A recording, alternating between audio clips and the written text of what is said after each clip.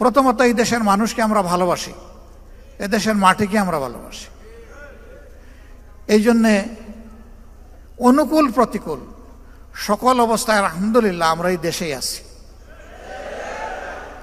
অনুকূল অবস্থায় থাকতে তো কোনো সমস্যা নাই, কিন্তু যখন প্রতিকূলতা দেখা দিবে তখন থাকাটা হলো অনেক চ্যালেঞ্জের। মৌলানা দেলোয়ার হোসেন সাঈদীর জন্য দুনিয়ায় কি কোনো দেশ ছিল না? মতিউর রহমান নিজামী রাহিমাহুল্লাহর জন্য কোনো দেশ ছিল না?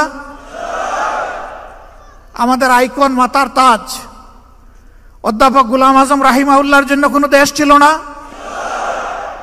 বহু দেশ আমাদের কাছে প্রস্তাব দিয়েছে, এরা শুধু তোমাদের দেশের সম্পদ নয়, এরা বিশ্বের মুসলমানদের সম্পদ, তোমরা আমাদের জন্য কিছুদিনের জন্য তাদেরকে দিয়ে দাও। আমরা তাদেরকে জবাব দিয়েছি, আপনাদের আন্তরিকতায় আমরা মুগ্ধ, ভালোবাসায় মুগ্ধ। আপনারা দোয়া করতে থাকেন, যতদিন আল্লাহ হায়াত দিয়েছেন তারা যেন মর্যাদার সাথে এই দেশে থাকতে পারেন। কিছু নপুংসক বলে মর্যাদা আল্লাহ যারে দেয় তার কি জেলে যাওয়া লাগে? আরে তোমরা তো আগে বলেছিলে, এখন তোমাদের ব্যাপারে আমরা কি বলবো একটু বলো তো। আমরা ওটা বলতে চাই না। এরা বিবেকহীন, বুবা, বেওকুফ। আল্লাহর নবীরা জেল কেটেছেন, তো নবীর উম্মতদের সেই সুন্নত পালন করতে হবে না? আমাদের নবী কিন্তু একজন না, আমরা এক নবীর উম্মত, কিন্তু আল্লাহর সমস্ত নবীরা আমাদের নবী। ইসলামই একমাত্র ধর্ম সমস্ত নবীর নাম শুনলে সম্মান প্রদর্শন করে। আরেকটা ধর্ম এরকম দুনিয়া এখন খুঁজে পাওয়া যাবে না যে সমস্ত নবীকে সম্মান করে, কমপক্ষে এক দুইজনকে কুচা মারে। This is Islam, Islam and only Islam. এটাই একমাত্র অসাম্প্রদায়িক ধর্ম।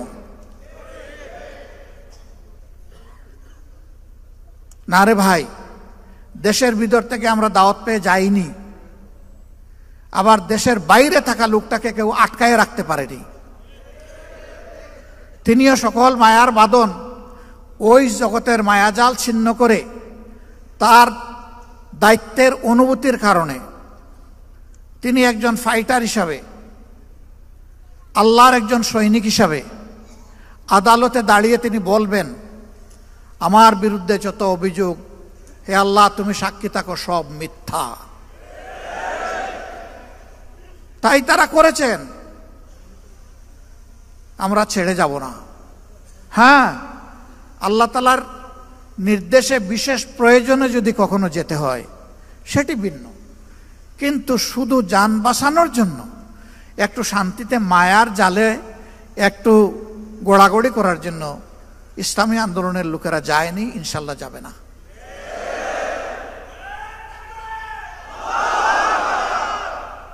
আমি বলে থাকি, যাবই বা কোথায়? আমাদের তো একটি বেগম পাড়াও নাই, পিসি পাড়াও আমাদের নাই, যাব কোথায়? কারো আছে বেগম পাড়া, কারো আছে পিসি পাড়া, আমাদের নাই তো ওটা, এবং আমাদের এটা প্রয়োজনও নাই। আলহামদুলিল্লাহ, আল্লাহ যে জায়গায় মায়া করে, মহব্বত করে পয়দা করেছেন, এই জায়গাতেই যেন আল্লাহ বেশি করে বরকত দিয়ে দেন, এবং সেই বরকতটা শুধু যারা মুমিন মুসলমান, সাচ্চা মুসলমান না, আল্লাহর পক্ষ থেকে রহমত যখন জোরে, ওই নাফরমানও রহমতের অংশীদার হয়ে যায়। দুনিয়ায় সেও তার ভাগ পায়, আখিরাতে আল্লাহ রহমতের হিসাব তার কাছ থেকে নেবেন, কিন্তু দুনিয়ায় সেও পেয়ে যাবে। এই জন্য আমরা যা চাই এটি হচ্ছে যে আল্লাহর আইন হচ্ছে শ্রেষ্ঠ আইন। আজ পর্যন্ত কারো বলার দুঃসাহস হয় নাই যে আল্লাহর আইনের চাইতে জমিনের উপরে কোনো শ্রেষ্ঠ আইন আছে, এবং কিয়ামত পর্যন্ত এটা কেউ বলতে পারবে না। যত বড় দার্শনিক হোক, কেউ বলতে পারবে না এটা। তো শ্রেষ্ঠ আইন যেখানে আছে সেখানে শ্রেষ্ঠ আইনের প্রয়োগটাই আমরা চাচ্ছি, এর বেশি কিছু চাই না। ভয় দেখানো হয়, যদি কোরআনের আইন চালু হয় তাহলে মা বোনরা তো ঘর থেকে বের হতে পারবেন না। যদি কোরআনের আইন চালু হয় তাহলে যারা অন্য ধর্মের মানুষ তাদের কোনো নিরাপত্তা থাকবে না। আমরা যারা কোরআনের আইন চালু করার জন্য আল্লাহর দেওয়া তৌফিকের জন্য চেষ্টা করছি, আমাদের মা বোনরা ঘর থেকে বের হয় না? সমাজের বিভিন্ন পেশায় তারা কাজকর্ম করে না? আত্মীয় স্বজনের বিপদ আপদ হলে তারা দৌড়ে যায় না? তারা সমাজের উন্নয়নে অবদান রাখে না? তারা শিক্ষা প্রতিষ্ঠান, সর্বোচ্চ শিক্ষা প্রতিষ্ঠানে গিয়ে লেখাপড়া করে না? তারা লেখাপড়া করায় না? সবই করে। রাসূল করিম সাল্লাল্লাহু আলাইহি সাল্লাম এই সব কিছুর সুযোগ যত সাহাবিয়া ছিলেন, উম্মাহাতুল মুসলিমিন ছিলেন, সবার জন্য খুলে দিয়েছিলেন। এমনকি চরম ক্রিটিক্যাল মুহূর্তে রাসূল করিম সাল্লাল্লাহু আলাইহি সাল্লাম আহলে রায়দের সাথে বিশেষজ্ঞতার সাথে বসতেন, কিন্তু তিনি ভুলে যেতেন না উম্মাহাতুল মুসলিমিনের পরামর্শ নেওয়াটাও প্রয়োজন, সেটাও তিনি নিতেন। তার বাস্তব নমুনা সুলহে হুদাইবিয়া। সবাই কিংকর্তব্য বিমূঢ়, আল্লাহর রাসূলও চিন্তিত, কিন্তু আমাদের একজন মায়ের পরামর্শ কার্যকর হয়ে গেল, সমস্ত সমস্যা নিমিষের তরে বাতাসে উবে গেল। আল্লাহু আকবার।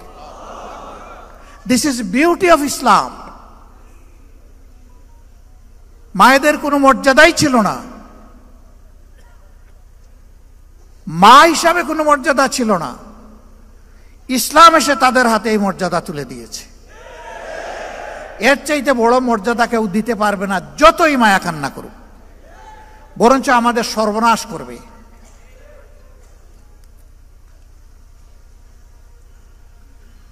বলে যে ও মুসলিমরা, এদেরকে আবার কেউ কেউ প্রশ্ন করে অথবা শিখিয়ে দেয়, বলে যে আমাদের কাছ থেকে জিজিয়া কর নিবেন কেন? একজন বড় লিডার একটা ধর্মের আমাকে এই প্রশ্ন করলেন। আমি বললাম, একেবারেই সঙ্গত প্রশ্ন আপনি করেছেন। আচ্ছা আপনি বলুন তো আমাকে, মুসলমানরা যাদের সম্পদ আছে তাদেরকেও তো জাকাত দিতে হবে ইসলামী রাষ্ট্রে। কয় তা তো দিতে হবে। যে আপনি কি জাকাত দিবেন? কয় না, আমি তো মুসলমান না, আমি জাকাত দেবো কেন? তো জাকাত তো আল্লাহর নির্ধারিত ট্যাক্স। এই ট্যাক্সের সাথে রাষ্ট্রে অন্যান্য ট্যাক্সও থাকবে, তবে এইটা হচ্ছে মূল ভিত্তি। তো এই সমাজে যে উন্নয়ন হবে, এটা কি শুধু মুসলমানরা ভোগ করবে না? আপনারও অধিকার আছে। কয় অবশ্যই, নাগরিক হিসাবে আমার অধিকার আছে। আমি বললাম, তাইলে বিচারটা কোথায়? আপনি কিছুই দিবেন না আর সে দিল, আর আপনি সমান অধিকার ভোগ করবেন, এটা কি ভাই ইনসাফ? আপনি যেহেতু মুসলমান না, এই কারণেই আপনার কাছ থেকে ওই ট্যাক্সটা নেওয়া হচ্ছে, যেই ট্যাক্সটা মুসলমান হওয়ার কারণে দিচ্ছে। তবে একজন গরিবের উপর যেমন জাকাত নাই, একজন গরিব হিন্দু, বৌদ্ধ, খ্রিস্টানের উপরেও তেমন ট্যাক্স নাই। একজন গরিবকে যেমন রাষ্ট্র লুক আফটার করতে, প্রতিপালন করতে বাধ্য, সকল ধর্মের লোকদের জন্য এটা সরকার বাধ্য। বলে তাইলে আমার আর কোনো কথা নাই, আমরা তো এটা জানতাম না, তো এটা কি হবে? আমি বললাম যে নাটোরের লাড্ডু খাইতে কেমন মজা, এটা মুখে না দিলে আপনি বুঝবেন কিভাবে? আবার এটার প্রয়োগ শুরু হোক, তারপরে দেখবেন যে হয় কিনা। এই প্রয়োগে আপনাদের সবার সহযোগিতা আমরা চাই। আমরা আশা করি মানুষ নিজের প্রয়োজনে, নিজের কল্যাণে আমাদের এই উদ্যোগে ইনশাল্লাহ সবাই সম্পৃক্ত হবে। আমরা তার আলামত চতুর্দিকে এখন দেখতে পাচ্ছি, আলহামদুলিল্লাহ। এখন আমাদের বিভিন্ন ধর্মের ভাইয়েরা আসছেন আমাদের সাথে ওপেন মঞ্চে, পাবলিক মিটিংয়ে।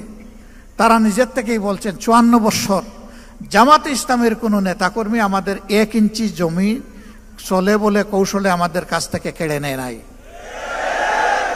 আমাদের কোনো মায়ের ইজ্জতে, আমাদের কোনো বোনের ইজ্জতে, আমাদের কোনো মেয়ের ইজ্জতে হাত দেয় নাই। আমাদের গড় বাড়িতে আক্রমণ চালায় নাই, আমাদেরকে বাস্তু বিটাহীন করে নাই, আমাদের কাছ থেকে চাঁদা দাবি করে নাই। আমরা শিখাইয়া দেই না রে ভাই। তাদেরকে বলি যে আপনি আপনার মনের মতো করে যা ইচ্ছা তাই বলতে পারেন, আপনি বলতে থাকেন। হ্যাঁ, তারা সেখানে এসে তাদের উপর নির্যাতনের কিছু কথা বলে, কিছু দুঃখের কাহিনী শোনায়। আমরা তখন লজ্জিত হই যে আমরা না করি, কেউ না কেউ তো তাদের উপরে এই জুলুমগুলা করে। অথচ আমরা পাশাপাশি প্রতিবেশী, যুগ যুগ ধরে এক জায়গায় বসবাস করে আসছি। লেখাপড়া করতে গেলে একই বেঞ্চে বসে একই ডেস্কে বই রেখে আমরা লেখাপড়া করেছি। আজকে আমাদের এই সহযাত্রীদের সাথে এই আচরণ কেন? হ্যাঁ, আমরা চেষ্টা করেছি আমাদের দলটাকে সেইভাবে গড়ে তুলতে, নিয়ন্ত্রণ করতে। আমরা আশা করি এই দলের হাতে আল্লাহ যদি দেশ পরিচালনার দায়িত্ব দেন, এখন আমরা দল নিয়ন্ত্রণ করেছি, আমরা ইনশাআল্লাহ দেশও নিয়ন্ত্রণ করতে পারব। আমরা যখন নিজেরা ঘুষ খাবো না, যখন চাঁদা দাবি করব না, যখন আমরা দখলদারিতে যাব না, তখন আশা করি বাকি সকলে বার্তা পেয়ে যাবেন এবং সকলের কান খাড়া হয়ে যাবে। এরপরে আমাদের সংগঠন হোক অথবা যে কোনো নাগরিক হোক, যদি এর কোনো ব্যত্যয় ঘটে, তার জন্য সত্যিকারের প্রয়োগ করার মতো আইন থাকবে ইনশাআল্লাহ। এখন আইন আছে, তার প্রয়োগ নাই। যে আইনটা আছে এইটারও যদি প্রয়োগ থাকতো, সমাজের দুর্নীতি, সমাজের দুর্বৃত্তপনা 10 ভাগের 1 ভাগে নেমে আসত। এটারও তো প্রয়োগ নাই। তা আবার প্রয়োগ আছে উল্টা প্রয়োগ। আপনি মারা গেছেন, আপনার ছেলে হবে আপনার হত্যা মামলার আসামি। মেরেছে সরকারের দুষ্ট বাহিনী অথবা গুন্ডারা, আপনার ছেলেকে করবে খুনের মামলার আসামি। 15.5 বছর এগুলো হয় নাই? আমাদের লোক হত্যা করে আমাদেরকে এই মামলার আসামি বানিয়েছে। সম্মানিত ভাইয়েরা, এই দুনিয়ায় 100% ন্যায় বিচার নিশ্চিত করা অসম্ভব। একটা মানুষ তার চেষ্টায় কিংবা নির্দেশে 100 মানুষ খুন করা হয়েছে, আপনি তাকে ফাঁসি কয়বার দেবেন? আপনি এখানে আর ফাঁসি বাড়াইতে পারবেন? একবারে বেশি পারবেন না। কিন্তু আল্লাহ তাআলার কাছে জাহান্নামের শাস্তির বিভিন্ন স্তর আছে। আল্লাহ সেখানে তার পাওনা পরিমাণ শাস্তি তাকে দান করবে। এই বিশ্বাস যদি মানুষের অন্তরে থাকে, তাহলে দুষ্কর্ম করার আগে তার কলজা থরথর করে কেঁপে উঠবে, ভূমিকম্প শুরু হয়ে যাবে। আমি কেমনে এই অপরাধ করব? দুনিয়ার কেউ না দেখুক, আল্লাহ তো দেখছেন। এই ভয়টাই জাতির মধ্যে জাগাতে চাই আমরা। এমন একটি সমাজ যদি ইনশাআল্লাহ বাংলাদেশে গড়ে ওঠে, তাহলে জাতি, ধর্ম, দলমত নির্বিশেষে সকলে উপকৃত হবে। এই রুকন সম্মেলনে আজকে যারা হাজির হয়েছেন, তারা সমাজ বদলের স্বপ্ন দেখেন। সেই স্বপ্ন যেন ওই লোকের স্বপ্নের মতো না হয়। একজন তার বন্ধুদেরকে বলেছে, গত রাতকে খুব তৃপ্তি নিয়ে খেয়েছি, পেট ভরে। গত রাত্রে কখন ডিনার? জি না, ডিনার না। ডিনার কি খেয়েছিল? বলে হ্যাঁ, তা খেয়ে তো ঘুমিয়ে পড়েছিলাম।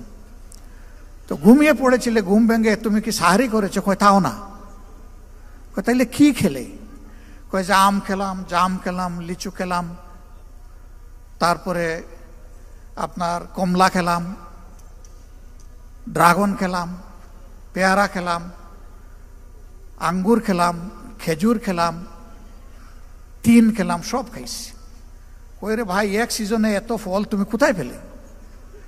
আমরা তো বাজারে এগুলা পাই না। কই ভাই না ভাই, আমি তো স্বপ্নে খেয়েছি। আচ্ছা, স্বপ্নে যে তুমি খেলে, তো আমটা কোন কোয়ালিটির ছিল? কই না, এগুলা দেশে কিছু ভালো ছিল, কিছু পোকাও ছিল, কিছু মিষ্টিও ছিল, আবার কিছু টকও ছিল। কয় থামো, আর বলতে হবে না তোমাকে। ব্যাকল, তুমি যখন বিনা পয়সায় খাইলে, তাইলে ভালোগুলো বাছাই করে খাইলে না কেন? ওই স্বপ্ন আমরা দেখি না। আমরা সমাজ বদলের বাস্তব স্বপ্ন দেখি, এবং আমরা কথায় চিড়া ভিজাতে চাই না। আমরা চাই দুধ অথবা পানি দিয়ে চিড়া ভিজবে, আর প্রয়োজনে আমাদের রক্ত দিয়ে চিড়া ভিজবে। সেই রক্ত যদি আল্লাহ মানবতার জন্য, মানবতার মুক্তির জন্য আল্লাহ কবুল করেন, আল্লাহর দরবারে লাখো শুকরিয়া। যুগে যুগে যারা মানবতার মুক্তির লড়াই করেছেন, তারা তার প্রমাণ রেখে গিয়েছেন। যুদ্ধের ময়দানে এক হাত কোপকে ঝুলে গেছে, পায়ের নিচে ফেলে টান দিয়ে ছিঁড়ে ফেলেছেন। এই হাত আমার এখন বুঝে, এই হাতে আমার দরকার নেই। অবশিষ্ট হাত দিয়ে লড়াই চালিয়ে গেছেন। ওই হাতও যখন ঝুলে গেছে এটাও ফেলে দিছেন। সেনাপতি পা দুইটা চাপ দিয়ে ধরেছেন, কমান্ডার ফ্ল্যাগ ওটাও যখন চলে গেছে আর পা দিয়ে ধরার সুযোগ নেই, দাঁত দিয়ে কামড় দিয়ে ধরেছেন।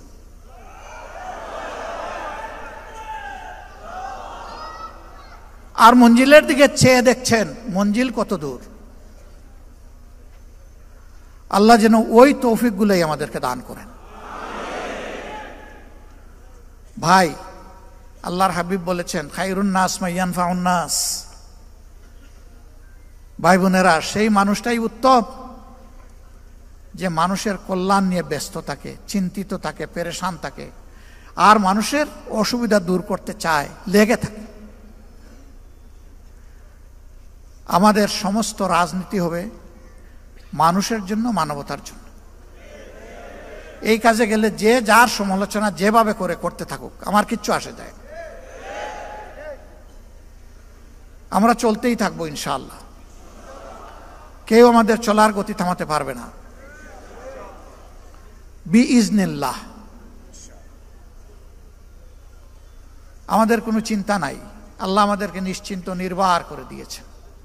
ওয়ালা তাহিনু ওয়ালা তাহজান ওয়া আনতুমুল আ'লাউনা ইন কুনতুম মুমিনিন। তোমরা ভীত সন্ত্রস্ত হইও না, চিন্তিত হইও না, বিজয় তোমাদেরই হবে যদি তোমরা মুমিন হও। এ আল্লাহ, আয় রাব্বুল ইজ্জত, আয় আসমান জমিনের মালিক, ওইটুকু ঈমান তুমি আমাদেরকে দান করো। ওই ঈমানটাই তোমার কাছে আমরা ভিক্ষা চাই, যে ঈমান এবং ঈমানদারের উপর তুমি সন্তুষ্ট হবে মৌলা, আর যাদের হাত ধরে মজলুম মানুষগুলার মুক্তি আসবে। জামাত ইসলামী ইনশাআল্লাহ ইসলামী এবং দেশপ্রেমিক শক্তি, সবাইকে সাথে নিয়ে সমাজ বদলের আশা অন্তরে রাখে। এ পথে যত চ্যালেঞ্জ বাধা আল্লাহ যেন সবগুলা দূর করে দেন। মানুষের প্রত্যাশার এই ঠিকানাকে আল্লাহ যেন মজবুত করে দেন, এবং আল্লাহ রাব্বুল আলামিন মানবতার বিজয় যেন দান করেন, কোনো ব্যক্তি, দল এবং গোষ্ঠীর নয়। এই বিজয় যেন হয় মানবতার বিজয়। মহান রব্বে করিমের দরবারে সেই তৌফিক কামনা করে আপনাদের সকলকে আন্তরিক শুকরিয়া জানিয়ে আমি বিদায় নিচ্ছি। আসসালামু আলাইকুম ওয়া রাহমাতুল্লাহ। আল্লাহ হাফিজ।